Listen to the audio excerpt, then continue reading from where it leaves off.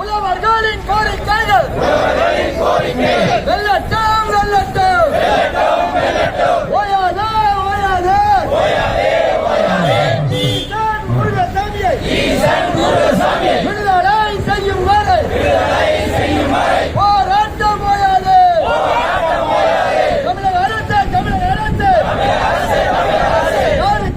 யாருக்காக மக்களை காக்கவா பெரும் முதலாளியை காக்கவா